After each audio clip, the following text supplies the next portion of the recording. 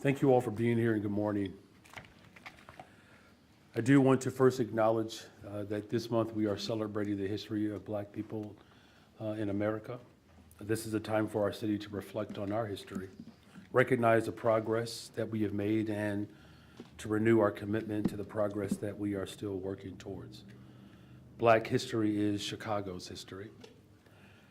From the establishing of our city, Jean-Baptiste Point du Sable, to the revolutionary activist and organizer and leadership of Chicagoans like Ida B. Wells, Mayor Harold Washington, and Reverend Jesse Jackson. This month, we remember all of these heroes, the heroes of our past who have paved the way for someone like me to be standing here today. But more importantly, we honor this month not just with words, but with continued actions to invest in people, ultimately to work towards healing our communities. My administration is committed to creating pathways to prosperity and equity for Black and brown communities by strengthening our neighborhoods, expanding our economy, and making sure that Chicago remains a haven where Black families can thrive. The $1.25 billion Housing Economic Development Investment Bond.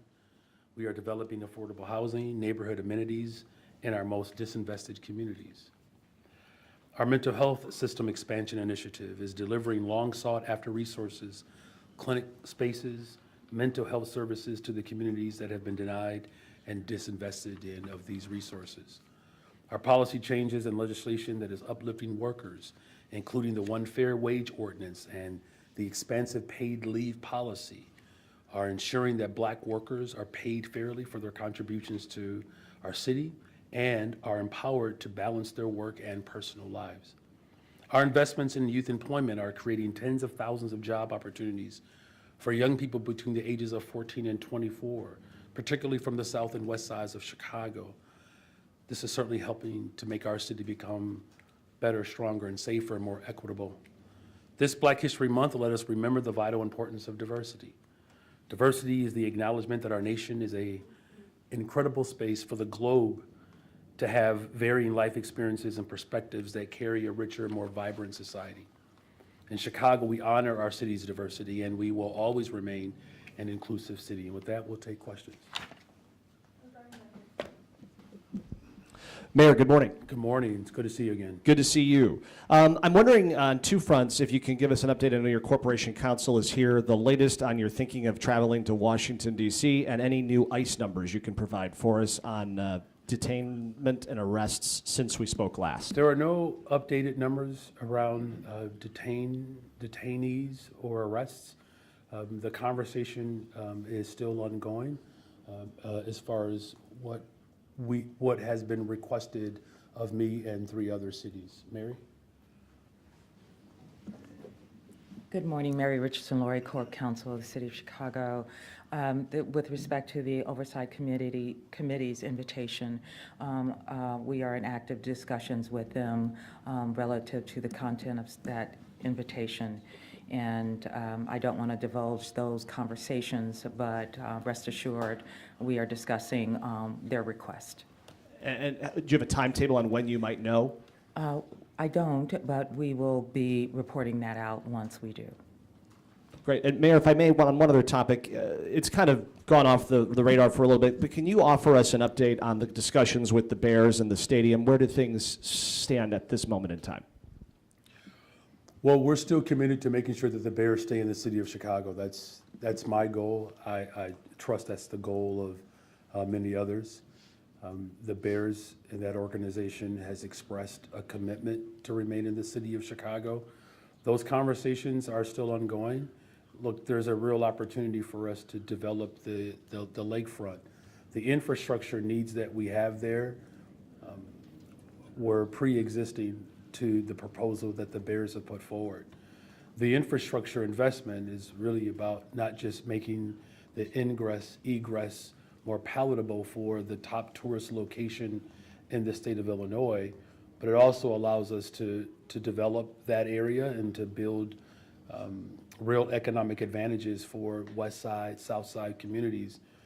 The type of infrastructure investment that would create the jobs that would be not just to develop and transform the lakefront, but long-standing jobs. We're talking conservatively $8.1 billion of income, 43,000 jobs for the entire region, 24,000 jobs just for the people of Chicago.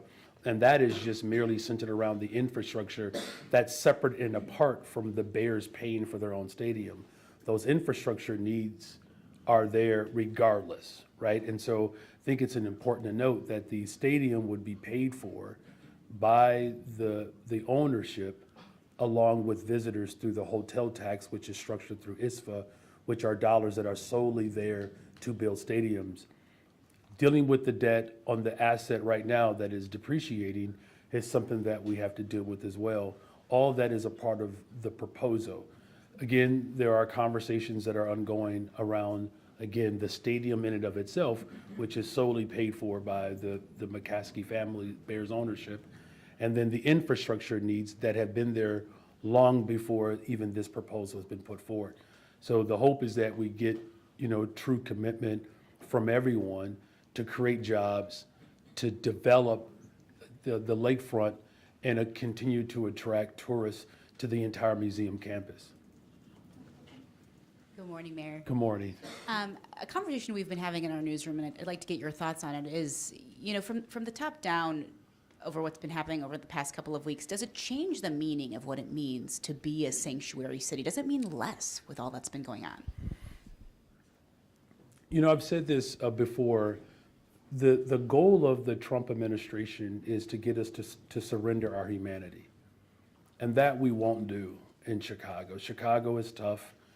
We're a city that is made up of strong working class people. Immigrants from around the globe have found sanctuary in Chicago. Whether you are a Jewish immigrant, a Polish immigrant, an Irish immigrant. Remember at one point, Italian immigrants were not welcomed. My family, as descendants of slaves, we were part of the second migration, and there were individuals that had issues with black folks migrating from the south to the north. So these are challenges that have existed for a very long time. But what is impressive about Chicago is that we always stand the test of time. And so for me, it doesn't change the meaning. In fact, it places us front and center to have a real substantive dialogue of what it means to be a global city. Now, look, there are laws. There are laws.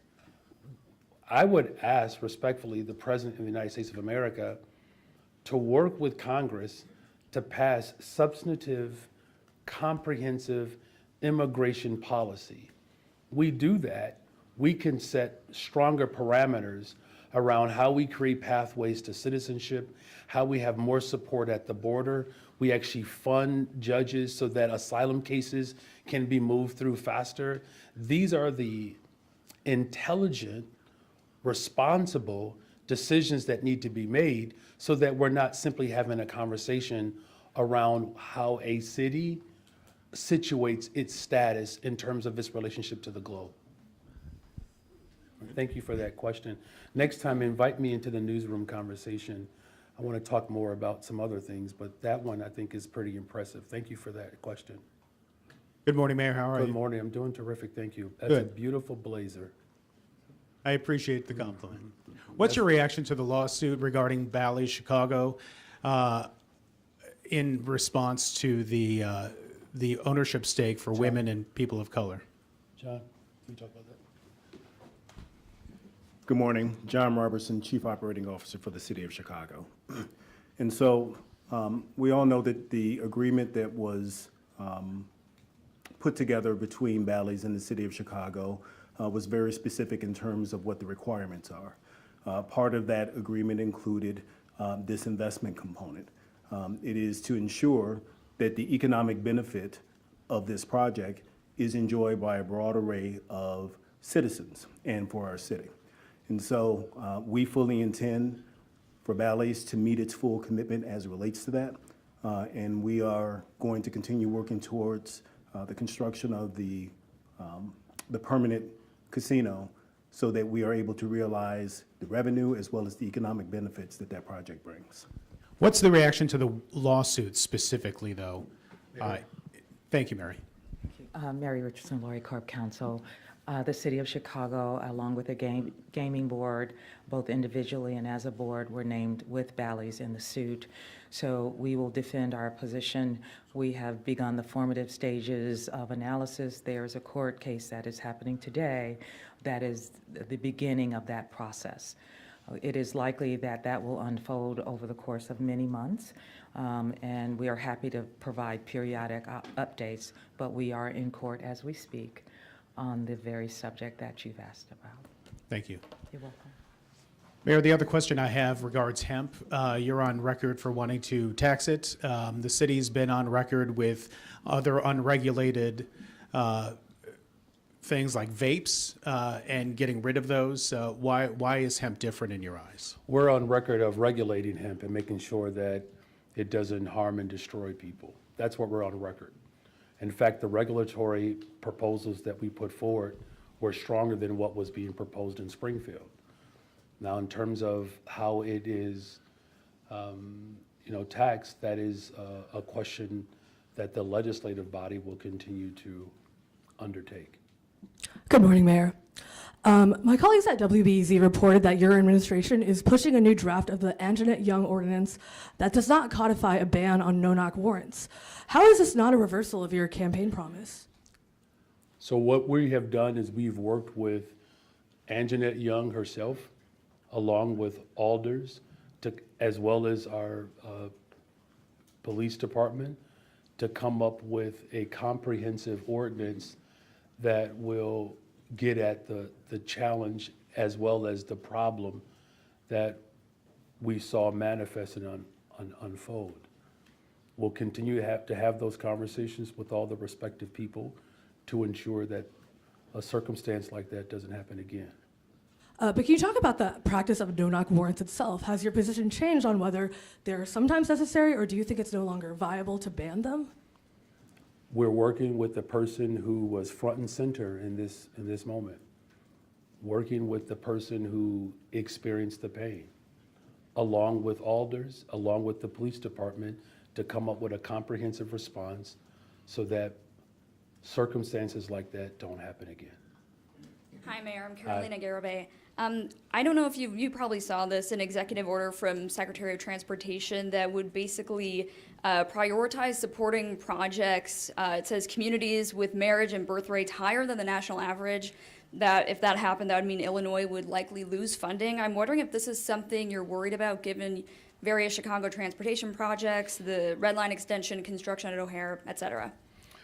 Well, we're grateful, first of all, that we were finally able to secure the $1.97 billion investment from the federal government to expand the Red Line to go all the way out to 130th. Look, this administration has demonstrated over and over again that it is committed to working outside of the parameters of the Constitution.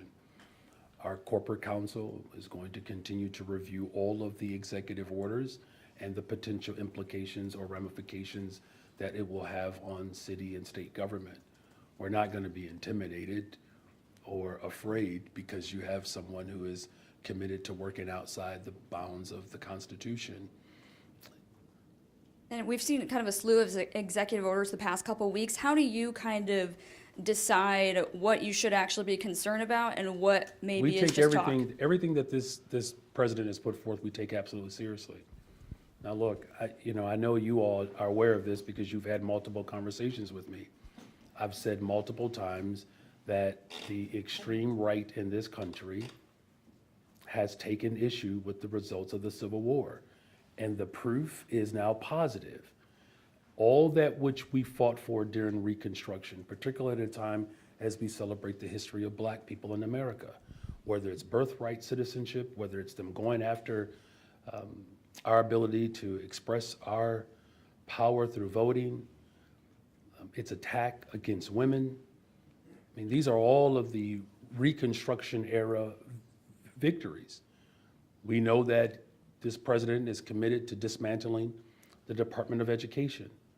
There were 5 demands of descendants of slaves: education, housing, transportation, healthcare, good paying jobs. Now, I've added a friendly amendment to those demands, environmental justice.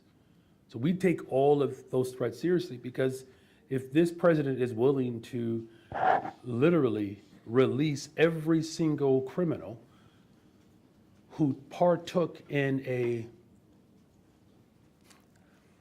coup, quite frankly, to work to overthrow or to undermine our democracy, his threats are real. And I'm going to continue to stand up for working people in this country. We're going to lead the way in the city of Chicago. So every single executive order, we see it as a threat, and we will do everything in our power to ensure that working people are defended in this city. Hi, Mayor. Anjanette Young told us that the no-knock ban was taken out of the working draft because in working with your team, your police superintendent, and COPA, she concluded it wouldn't be politically viable. Is that your opinion as well, and can you explain more around your thinking and your team's thinking around taking that out? Look, as I said before, our comprehensive response to this tragedy in the city encompasses the voice of the individual who experienced this tragedy, along with our police superintendent and alders. All of us have to come together to recognize that we have to respond to something that was harmful. And there is a draft and there are ongoing conversations to figure out how we can have an ordinance that works for everyone and that we can put residents at ease that they won't be subject to those type of interactions with law enforcement. And if it's not included in the ultimate draft or ordinance that gets passed, do you still think a no-knock ban warrant is, a no-knock warrant ban is necessary in the city, or is that just not something that will be needed after the reforms in the current ordinance? Well, we're going to continue to work through the draft. What I will say is we want to make sure that the interactions that the residents of the city of Chicago have with law enforcement are interactions that build trust and exemplify constitutional policing. That's the ultimate goal here. We're going to continue to work with the police department, alders, Miss Anjanette Young, and she's been very courageous throughout this entire process. I'm very much committed to ensuring that these interactions between residents and law enforcement are constitutional interactions and that we don't exacerbate distrust and harm. Hi, Mayor. Taxpayers are being asked to pay $1.25 million to compensate the family of Dexter Reed. The settlement also includes unspecified reforms on pretextual traffic stops. Do you think the use of pretextual traffic stops needs to be curbed, and what types of reforms are needed? Well, there's not a question of whether or not if we need reform. I believe everybody's committed to that. That's why we've been working collaboratively around establishing constitutional policing through the consent decree, from trainings to making sure that there's better supervision, closing cases. But as far as the particular ask, Mary? Mary Richardson, Laurie Corp. Counsel. We are under judicial seal relative to any terms associated with that particular matter before the court. It is inappropriate, indeed, it is not allowed for us to speak about any terms under discussion and before the judge. We are prohibited. So there's nothing that we can say here in terms of the terms of that, any potential settlement. And anyone who does say it, who is in my position, would be violating a court order. I will not do that. Mayor, you also said at a WTTW town hall event last night that You were there? I was not there, but tuning in that You brings did tune in, check it out, Heather. Your ratings just went up. Yep. You got it. you said there that Bring Chicago Home must be passed. You know, how will you take that issue to voters again? How will you tweak that message to maybe gain more support? And what's your timeline for maybe trying it again? Well, look, that's not my decision alone. I'm just simply saying it's good public policy. That's all. You know, when you have 97% of residents of the people of Chicago will receive a tax break, and that there would be incremental increase on transfer of property to individuals who have property worth $1 million or more, we're talking a very small portion of the people of Chicago. Look, I've spoken to residents across the city about the need to invest in more affordable housing, to respond to the unhoused crises that we have in America. In order for us to do that, we need revenue. It's just that simple. And what we have demonstrated since I've been in office is that we have a one system initiative where we're putting dollars towards responding to the unhoused crises. We're building more affordable homes, creating opportunities for developers to actually invest in large swaths of land particularly in places like Inglewood and North Lawndale, where we can build up the community, hire folks who reflect the community, and then provide a basic human right. No one disagrees with that, but it does require investments. Look, I put forth the best effort, the largest investment in the history of Chicago for housing and economic development. We're simply saying that we need more. And there is an unfair tax structure in this country where those who have keep more and those who have less have to give more. That system in and of itself is inequitable. And we're going to do everything in our power in the city and work with community organizations, work with businesses and corporations to ensure that we have an equitable tax structure that allows us to meet the needs of everyday people.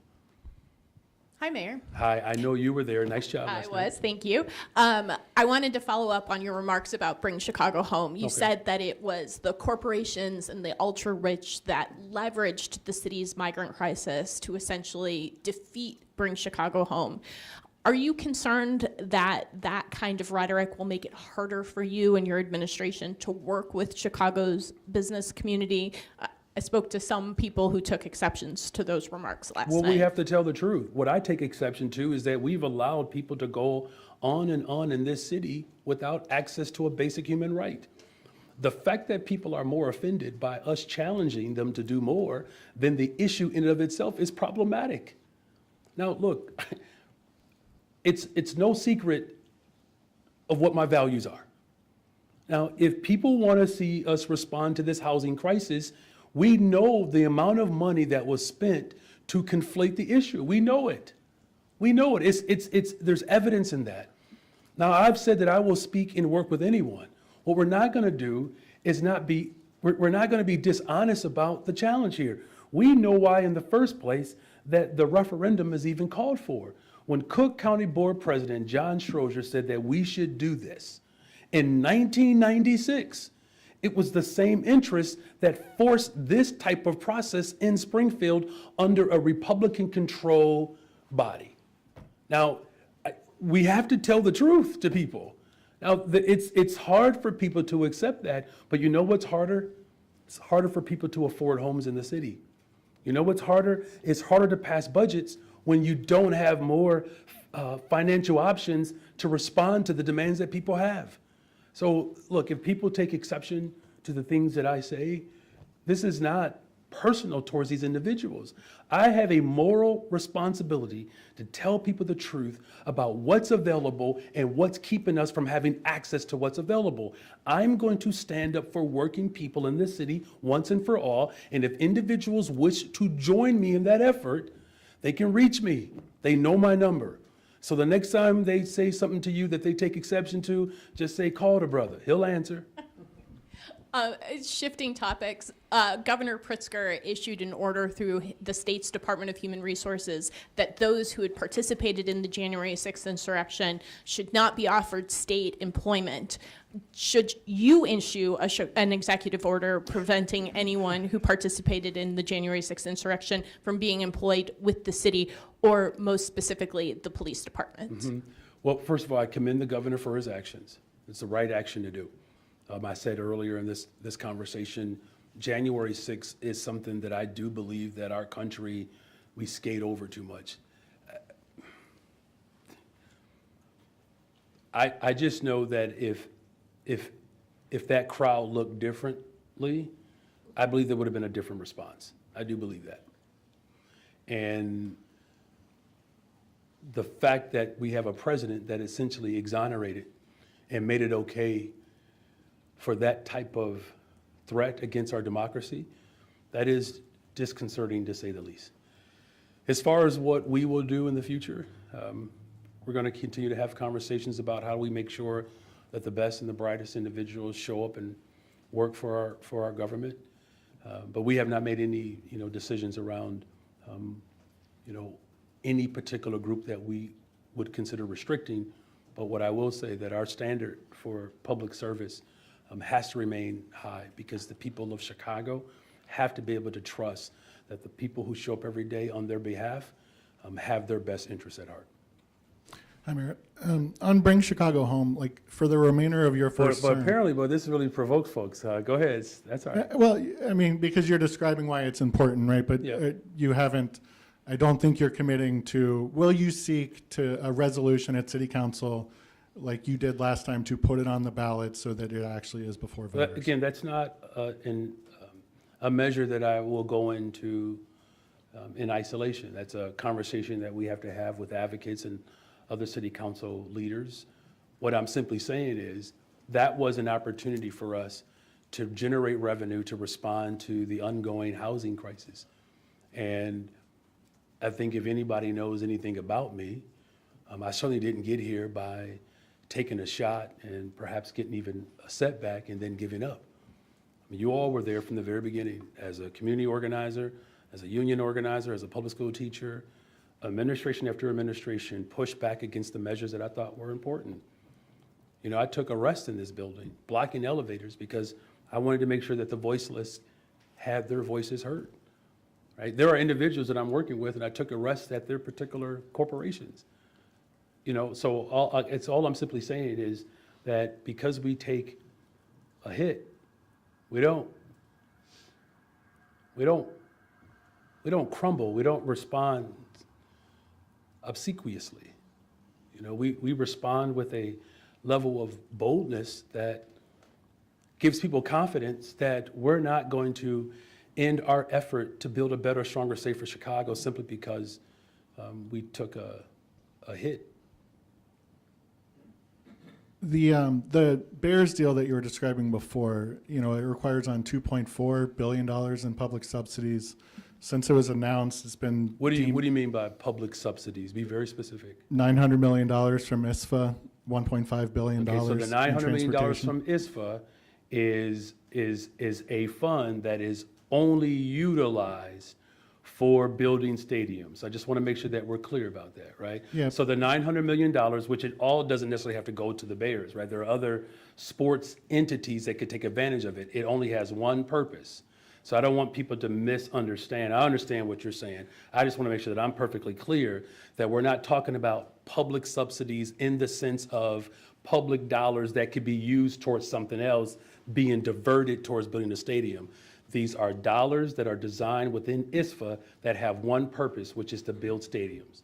ISFA's authority ends in 2032, and that tax would be used to pay down McPier bonds. So it is a choice to extend that authority past then and give a team like the Bears, who are calling for $900 million.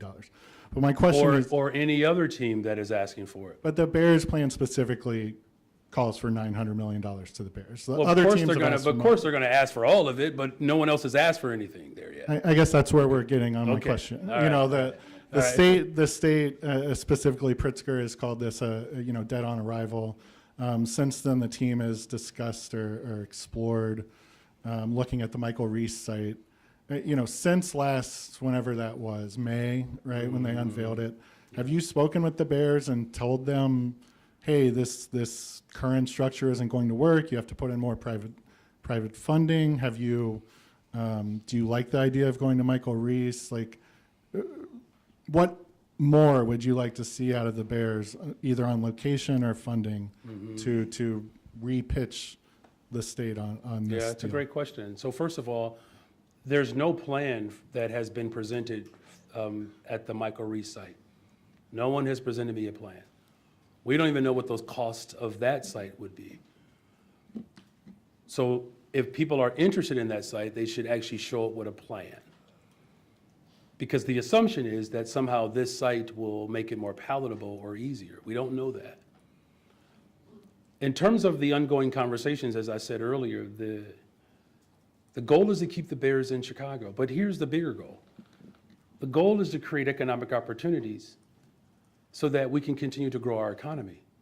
And I just want to make something perfectly clear. And I thought I was clear earlier. The infrastructure needs along the lakefront exist, separate and apart from the proposed new stadium. Now, I don't know when the last time you all had a chance to go or attend a concert at Soldier Field, but getting in and out it's horrific. It's bad infrastructure. It's the top tourist location in the state. This museum campus and green space that we have to open up along the lakefront is paramount. We need that anyways. In fact, there have already been proposals around the infrastructure needs on the lakefront that predate this proposal. The reason why I'm laying that out is because whether it's the current proposal or another proposal, that site has infrastructure needs. It's an opportunity to create jobs. That's quite frankly, look, I like when the Bears are winning, I do. I think all of us like when the Bears are winning. And I think having a dome stadium and all of the different revenue that could come from a stadium, by the way, that the city would own. So the billionaires would pay for a stadium that the city owns. And I'll pass it to Mary just in a second. But the ability to create long-lasting jobs and economic opportunities for the working people in the city, that is my primary goal. To have a public space that has a public benefit that creates jobs. We're talking about 43,000 jobs. 23,000 jobs just for Chicagoans. $8.1 billion of income into our region. That's exactly what we need right now. But Mayor, do you want to add anything else around the conversation? Mary Richardson, Laurie Corp Counsel. Amongst my duties include ongoing negotiations with the team. Those discussions continue. We are finalizing varied aspects of that transaction, and they will begin to have additional conversations they need to have with the state. But we continue to have an active dialogue with members of the Bears team. I'm sorry, I thought you just on that, do you mean, because the funding, the funding obviously comes from the state. You're talking about locking up a deal or close to a deal on the share of Park District revenue? Is that what you're? No, we're in the normal course when one is building a stadium, particularly one of that size in this city, you have a host of what we call deliberative or definitive documents that go through in order to deliver on that promise. So we're still in discussions with the Bears. And we are hopeful that we are going to be able to deliver on a stadium within the city of Chicago. Thank you for that question. Hi, Mayor. Hi. You mentioned the Department of Education earlier. There's new reporting out from NBC News that the White House is preparing an executive order to dismantle it. I want to ask you, if Congress would approve such a thing, what specific impact do you think that would have on the city of Chicago? Would there be funding concerns, other things that we haven't even thought of? Yeah, it's dangerous, irresponsible, reckless, all of the above, and it would have a profound impact, not just the city of Chicago, but the state of Illinois and the entire country. I just saw recently some schools being closed down in Dallas, Texas. The undermining of public education is a real threat to how we sustain our democracy. It's through the public space in which debate takes place. It's through the public space, particularly our public education system, where we explore history and have debates around the causes of the American Revolution, discovering the Civil War, the Trail of Tears, the Louisiana Purchase. You can tell I'm nerding out now. These threats are real, and so it would cause impact with our special education, bilingual education, transportation within our school districts across America. And this is why I've said from the very beginning, as a public school teacher and as a parent, and I know people have tried to make my status as a public school teacher and as a parent as a liability, which I find to be, quite frankly, to be ironic. We're a system that is built to support families, where individuals who do the work, who support their families and support these children, that somehow that would be a liability. And so that's why we're working hard to push back against this administration, whether it's a president or a CEO. We cannot accept threats that would ultimately provide but be detrimental to the sanctity of public education. And so those threats are real. Again, special education, transportation, bilingual education, defunding the Department of Education would be a slap in the face to black folks in particular, but working people. I've quoted W.E.B. Du Bois before. Public education at the expense of the state, particularly in the South, after all, is a Negro idea. It was one of the major demands of descendants of slaves. And so this is what I'm saying. This president, this administration is dead set on relitigating the Civil War. There's a clear distinction here. Either you support the Constitution or you do not. And it is very clear right now that President Trump, as well as any of the individuals that support his existence, are obviously working on the side, on the outskirts or out of bounds of the Constitution. And switching gears just a little bit, this afternoon, President Trump is set to hold a press conference with Prime Minister Netanyahu. Given that's happened today, I want to ask you about the artwork that was at the Chicago Cultural Center that aldermen have asked, to have it removed, saying it's anti-Semitic. Can you give us an update on where that stands? And we're also... Yeah, that hearing is happening right now. So, I mean, if Commissioner Hespeth were here, she could give you more details around that. Like, look, tomorrow I'm going to be visiting an art exhibit in celebration of Black history. I've seen very provocative artwork that depicts slavery. I've seen artwork where a noose with the colors of the American flag were gripped around a Black man. Very provocative. And I think it's important, particularly at a time when history and culture is being threatened and undermined, that we don't find ourselves exacerbating the attempt to silence the voices of individuals that speak their truth through their lived experiences. So there's a conversation that's happening right now where individuals, even within the Jewish community that were a part of this art structure, are laying out the perspective that art brings to this political season. And to have any discourse shut down is something that we should be very wary of. Mayor Johnson, the last time I was here, I asked you about keeping Chicagoans safe from violent migrant crime. You said, quote, "Not my job." Since then, 63-year-old George Levin was brutally beaten to death. 2 illegal aliens have been arrested, charged in this crime. They were driving a luxury Lexus. If you don't mind, I would like to ask my question, just like everybody else gets a chance to do that. They were driving a Lexus, living in a $2,000 a month apartment. One of them had just been literally taken in for questioning and suspected of trying to lure a 13-year-old girl into his Lexus.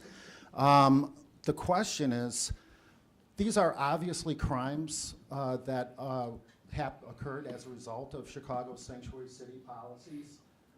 Is this why you're afraid to testify before Congress on this issue?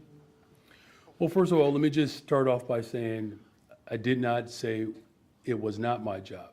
The question was asked around the federal agents, particularly ICE, and their responsibility to deport individuals that have been detained by ICE who have been not just charged but convicted of a crime.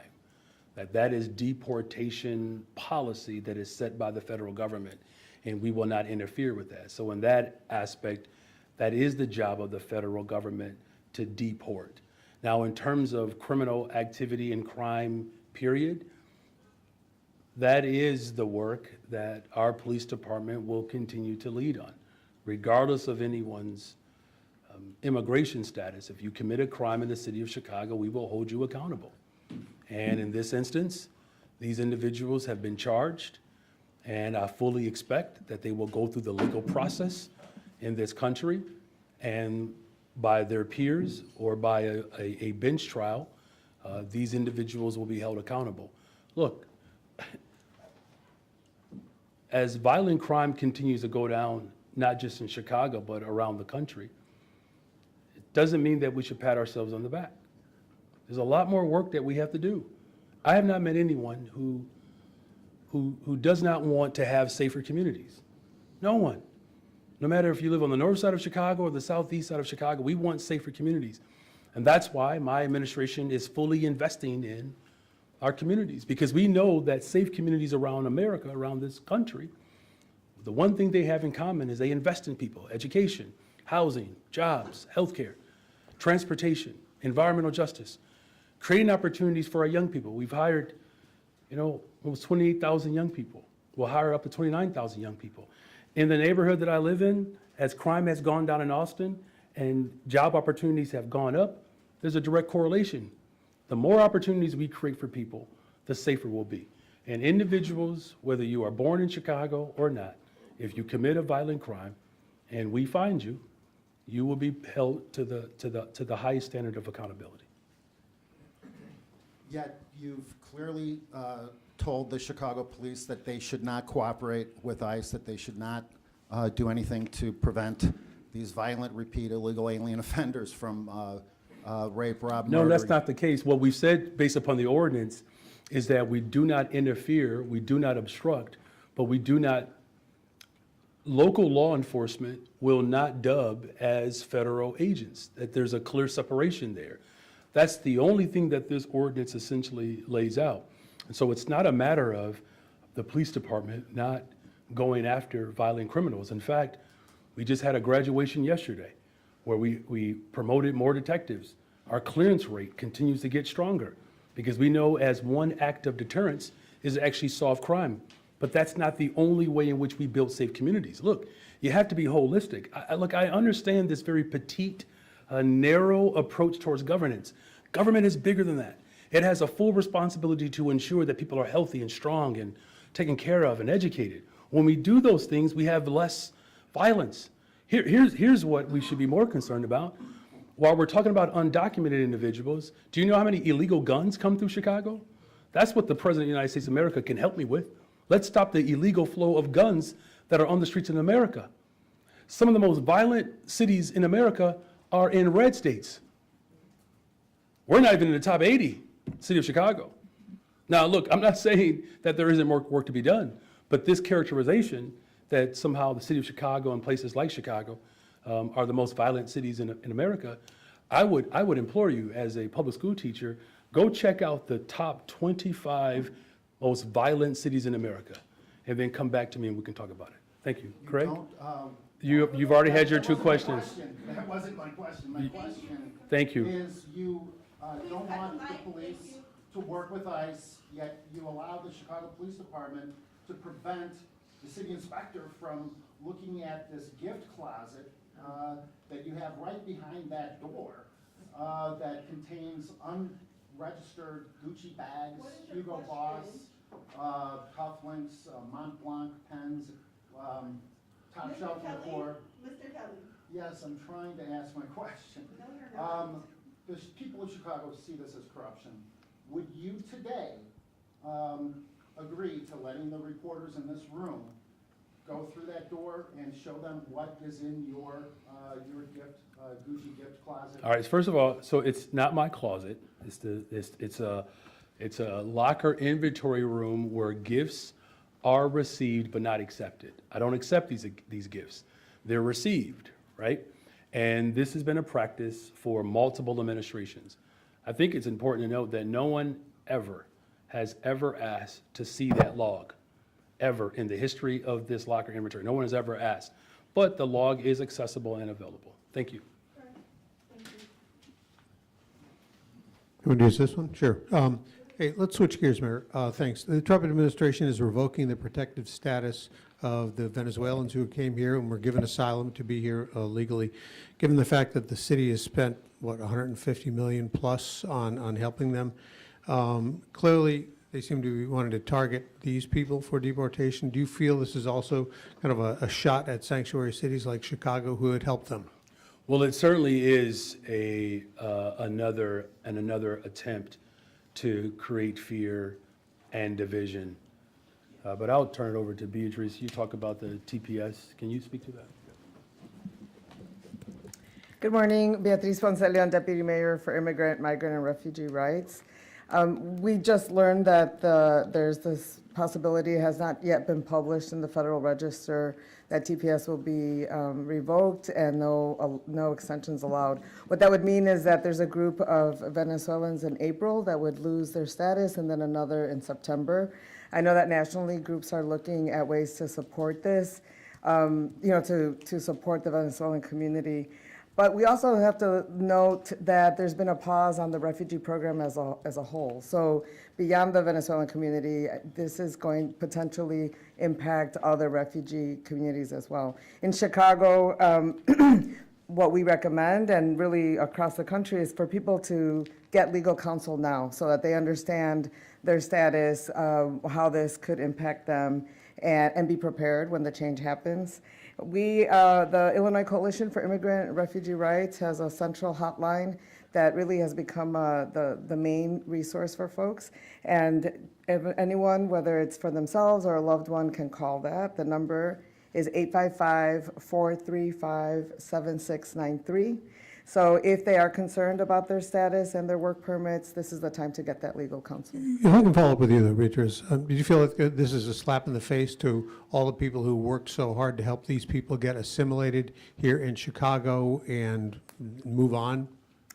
I wouldn't call it a slap in the face. We did what Chicago does, which was to provide supports for immigrant and refugee communities coming here. They have already begun to become part of Chicago. They are Chicagoans. And just like immigrant groups and other refugee groups in the past will find their way. Certainly, it is a challenge to these communities, and it is something that many of us who are supporting immigrant and refugee communities will continue to look at and monitor. Thank you. Mayor, if I can go back to just the whole committee in Washington. Obviously, you have expressed a strong support for and no intention of wavering from your support for sanctuary cities. It appears that you're going to force them to subpoena you to go as opposed to voluntarily going. I mean, why not just voluntarily go and make your case to the American people before the Congress? Well, as I've said, and as our corporate counsel has indicated, there are ongoing conversations. This is not just simply about testimony. If you look at the entire scope, Mary, I believe I'll get this correct, the entire scope, there are documents that they're asking for. There are other mayors that they are asking to have these conversations with. I have a pretty strong relationship with Mayor Wu in Boston. She just gave birth, right? I mean, there are other circumstances that exist here that we're coordinating with 3 other cities, because again, they didn't just ask for the city of Chicago. They didn't just ask for me to show up to testify. There are series of documents that they are requesting, some of which our corporate counsel can speak to. But this is really not about, I don't believe this is just simply about sanctuary cities. This is really about our democracy. It is. You all, look, there are 2 positions. Do you support the constitutional rights and equal protection under the law, or you do not?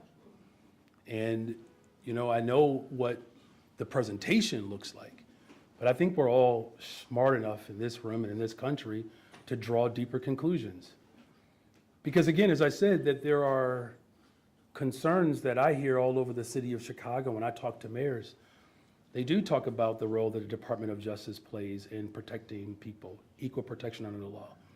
We do have conversations about the fact that we have to build more affordable housing units. The town hall last night, WTTW, shameless plug here, go check it out.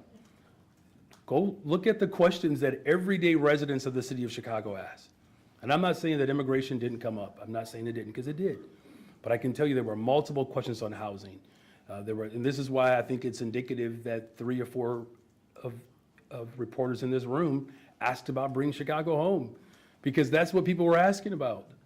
They were asking about our education system. There was a teacher there last night, I believe that she was a social worker, just saying that what commitment do I have to ensure that teachers are not bogged down with every single societal challenge? And so, I don't know, Mayor, if there's anything else you want to add. Mary Richardson, Corporation Counsel. I tried to articulate earlier that we're in ongoing dialogue with members of that, representatives from the committee. We don't believe there is going to be a need to issue any demand that way. It is an invitation. When one gets an invitation, you begin to discuss how that would unfold. They have requested a host of documents. We'll be discussing with them specifically issues around what it is that they've requested of us, and we don't anticipate being obstructionists in any way. Good morning, Mayor. Good morning. Your administration told the Inspector General that it wasn't practicable to allow them to view that inventory room as you just described it. And she had told me that it was practicable to just allow them immediate access. Can you talk about why it was not practicable to allow the inspector to view that room? All right, I'm going to do my best to try to break this down as simplistically as I possibly can. You just can't come to the 5th floor demanding to roam the 5th floor. The FBI can't do that. Just can't do that. And there are people in this department, I want to make this point absolutely clear. And the history of the city of Chicago, whether it's the OIG or any other individual, has ever asked to see the book log. Just by show of hands, how many of you in this room knew that such a room existed prior to this? Just by show of hands, just look around. No one in this room ever heard of such a room. Now, the log was designed by Mayor Sawyer because there were gifts that were received and not accepted by other administrations. It was Mayor Sawyer to put together a practice to log the gifts that are received and not accepted. The fact that you actually know what's in the room gives you some indication that I'm clearly not accepting them. That's why they're in this room. Now, I'm going to turn it over to our corporate counsel. There is a process. All of you understand process in this room by way in which you can access the 5th floor or anything that is designed for the public. Now, why did these particular individuals show up on this particular day for the first time in the history of Chicago to seek out this room that I had not even seen? I don't know their motivations. I'm simply saying is that there is a process. Mary? And if I may add while Mary's walking over there, the Inspector General argues that the law is on her side in allowing her to show up unannounced and force you to cooperate with an investigation if it is practical, as she had told me. If you guys could just open the door, that would be like the practicability standard that you should follow. Mary Richardson, Laurie, Corporation Counsel. I won't lean into the characterizations that you've proffered in terms of whether or not she said it was normal or proper, et cetera. Let's talk about, because having 2 people show up is not within my experience, and many of you may know, I've been around for a bit. That's never happened. It would not be normal. Indeed, it's inconsistent with how one would conduct such an act. But let me focus us on what we will be doing going forward, because that is going to be the normal. When gifts are provided, every mayor, and I've been affiliated with many, but every mayor receives gifts from people who visit, dignitaries who visit from other countries, people who are in communities who believe they ought to acknowledge the mayor and his good work by giving them gifts. Typically, the way that works is that is then brought back to the hall and it is placed in a log. Sometimes you don't know who that person is, and it will say unknown. Sometimes you do. We're going to make sure that we have a process that acknowledges the date that it came in to the extent that we know it, who gave it, and their affiliation. For this room, you should be aware that those logs are going to be posted publicly. It's not going to be a question of individually departments or those who feign a version of investigation having access to it. All the public should know. And so those things are going to be posted publicly so the public knows there's on this list of gifts what came in. Sometimes the items are perishable, so there will be language that will include those will be redistributed. Sometimes when you receive certain categories of gifts, it's more appropriate to then, for the then sitting mayor to consider nonprofits to re-gift those to. That will also be part of the what will be published going forward. What will also be published going forward is a video of what the space where these items are kept. Some of you may discern, particularly those of you who've been around for a while, sometimes a mayor will receive a very large picture or a very large piece of art. Those would be on display. That will be captured as well. That will be part of what is provided to the general public. I'd like to take a little bit of this bluster out of the air and refocus us on what will be the procedure that we're using going forward. The log procedure, as the mayor properly articulated, dates back to Mayor Sawyer. Mayor Daley had a version of that, and certainly Mayor Rahm, Mayor Lightfoot, Mayor Johnson will continue with that concept, but we're going to best it and move it further to make it available for the public to see with a video of the space so that everyone has access to see the kind of things that are received by every mayor, any mayor, when they're in the role. Understood, and I'll pass it in a second, but I just, to clarify, when you said about the identities of gift givers, I know that the IG had raised issue with a large number of those gifts not having a giver. Are you saying that those are situations where you don't know who they are? Typically, may I give an example of what happens? You have the mayor's out at a site, and he has staff with him. A person walks up and say, I really love your mayor. I'd like for him to have the following. They don't often identify themselves. So one of the things that we're going to be doing is making sure that the staff just ask the question, may I have your name, and get their affiliation. Sometimes that can happen. Sometimes it's a rush of people, and they receive the gift on the mayor's behalf, and the person doesn't identify themselves and walk right away. You will see, dating back to logs from time immemorial, there's a category, usually they'll just say unknown or not knowable or some variation of that because they don't know who's providing it. If conversely, there's a dignitary visiting from another city, in that instance, you often, or another country, you often know who it is and you can identify the name of the person, their affiliation, the date on which it was given, et cetera, et cetera. You're welcome. Councilor Richardson-Lowry, can you tell me when that... Before she comes back, Joe, I just want to state the most important part about that story is that people come up to me and tell me how much they love me. Just want that to be on the record. Please come on back, Mary. Sorry, just the question was when will those videos and those logs be posted publicly? We plan to start doing that next week. I'd like to say we'll be able to get to it this week, but there is a process. I recognize the bureaucracy doesn't move at the pace that each of you would like always, but that will begin next week. And if you'd like a notice of the effective date of that, I'm sure we can make sure that you get that notice. Thanks so much. And I can't wait to see this room myself because I've never seen it either. So I'll be Great. online clicking on the video as well. Okay, so I've asked this question last time I was at a press conference, and then I've asked it to BACP and the Corporation Council.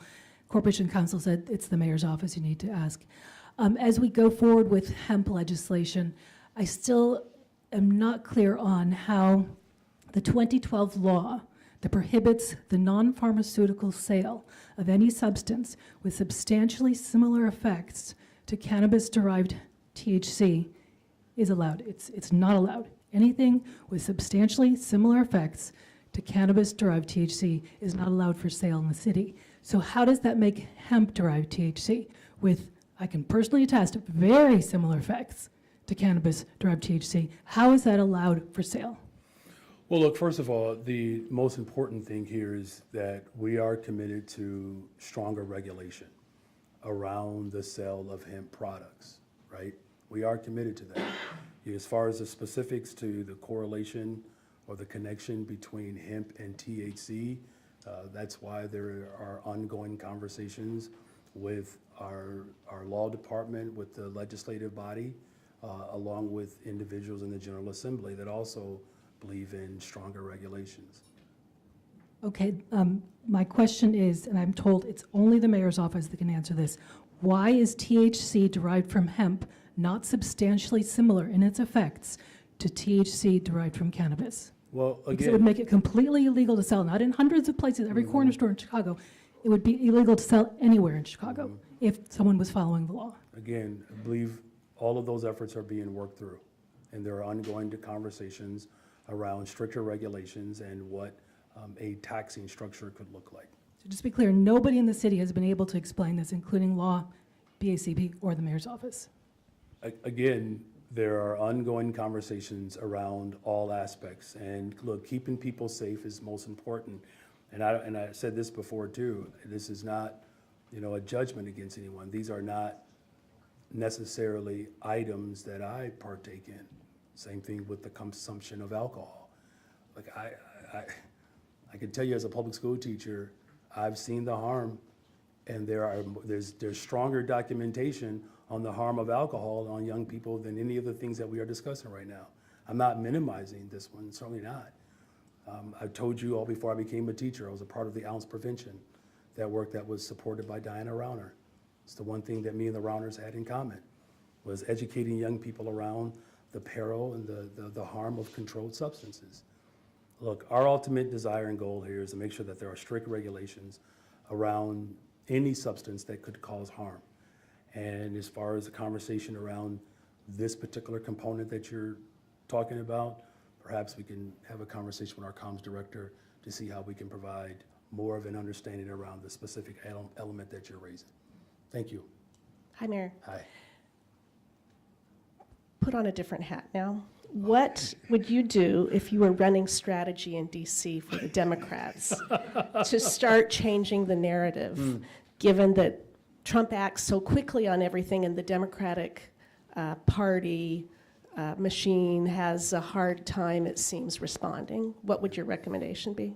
Well, I think part of what's laid out in your question is really the strategy that we have to be far more proactive of articulating our vision. What the Trump administration has done, as I've said last night on WTTW, the town hall there, I would encourage all of you all to go check that out, is that the president of the United States, I liken it to someone on the mound, and they constantly balk. This illegal, deceptive move to throw off runners in the batter. And you've seen repeatedly that regardless of his presentation, whether he is wrong or even more wrong, he doesn't care. He doesn't care. Like he's had to not only retool, but rescind many of the things that he has been promulgating. So we have to be very clear, and this is what we're doing in Chicago. We have to be very clear about our values. And look, I know that there's been an attempt by the extreme right in this country to sow seeds of fear and doubt and division. I believe that as the city of Chicago, we can fight for reparations and comprehensive immigration reform policy. We can do both and. I believe that we can fight for public safety through the lens of full investment while also holding people accountable who cause harm to our communities. The things that we get right and the things that we do well, we have to continue to tell that story.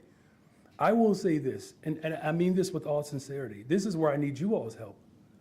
This question was asked last night, WTTW, this town hall. I said, what keeps you up They at night? pay you for all of this? This is what keeps me up at night. It's the fact that people in the city do not fully know what's fully available to them. I need you all's help as we have these town halls, and they don't all have to be sponsored by a particular public news outlet. But when we have these conversations around what's available for them, like we had a meeting just the other day ago in Austin about how we are going to work to spend the $432 million for the families who need support for the recovery of their homes, that the damage was caused by the torrential rainfall. Community participating. Now, by community participating, they now know there's $432 million available. And then we're bringing in developers, particularly black developers, who can actually help get the contracts through an open process to be able to repair these homes. And so, you know, for me, it's why I've been so adamant about standing up for working people. The people that I talk to, and I talk to people all over the city of Chicago, I'm asking you all to trust me on this. Some of the things that are raised in these spaces, no one asks me about. It doesn't mean that it's not important. That's not what I'm saying. Please don't misunderstand me. I'm saying that when I talk to everyday Chicagoans, they're either nervous or afraid around immigration or their child's education or being able to afford to live in the city. Democrats are right, but now it's time for us to demonstrate how what we do substantially improves the quality of life for people. And as we have these town hall meetings and these gatherings, I implore you all to show up to these meetings and hear what people are asking. There were 3 questions that were asked by the audience, maybe even 5, that were all related to young people. So I was able to talk about youth employment, of which some people didn't know that those opportunities were there. We talked about the missing middle, where developers are working collaboratively with my chief operations officer to purchase land in the collective to build more affordable housing units. We have real substantial crises in this country at this time. We have to have very potent and very clear, concise, deliberative measures that we can articulate so that the people of this city and this country know exactly who and what we are fighting for. The last thing that I'll say, I know that there were some people who took exception to me challenging corporations and the ultra-rich in this country. President Biden did the same thing. He did. He wasn't wrong. And so what we have to do is be far more proactive and dare to be bold and audacious, and not this obsequious type of response where we are responding as if we are in servitude to this administration. Proactive, organize, tell the story of the people. And I would implore and I would invite you all to participate or hold your own town halls. You don't have to invite me to talk to residents of this city about what they want. And then we can say either we're going to deliver that, we're going to organize to get it, or that we are already doing it. And the more we get that message out, the more we tell that story, I believe it's going to strengthen our ability to actually make sure that this country gets back on track. Governor Pritzker has been one of the more outspoken folks on this. Have you and he talked about that? Are you finding common ground in opposing the White House? Thank you for that question. Lots of common ground with the governor. Lots of common ground with the governor. Does that mean you're talking more? Well, I think more is a relative term, quite frankly. And honestly, I'm not going to get in a back and forth. That's not how I operate publicly. I will say this, that I speak to the governor. I also speak to state reps, state senators. There is a real opportunity for Democrats to lead in this moment. That's why I don't find it to be very productive to point fingers. That's why you don't see me do that, not at each other. Now, I will challenge people when we have to do better, just as folks get to challenge me. But to describe relationships or to get into any type of back and forth about how many calls are made and how much more, I'm not going to do that. I'm saying that I'm committed to ensuring that working people and our values are front and center. And to your question, you're absolutely right. There is a real need. It's not just an opportunity. It's a need for us to offer up more clarity in this moment. And that more clarity is centered around building a better, stronger, safer Chicago, a more inclusive economy where everyday working people can live freely, can live in vibrant, safe communities. That's what I want for Chicago. That's what we are moving in this city. And I believe that's an opportunity for Democrats across the country to see not only what I'm doing, Brandon Scott, youth employment, violence is down in Baltimore. Andre Dickens, building more affordable homes in Atlanta. Paul Young in Memphis, building more affordable homes. Tashara Jones, looking to expand economic opportunities to grow St. Louis, where you all know that's where my wife is originally from. So I don't mean to be long-winded. I think that there is a really unique moment in our country's history where clarity of consciousness has to be the prevailing form of governance and not this sort of tit for tat around some of these more, again, isolated discrepancies or issues that people might have. All right, thank you all very much. Thank you.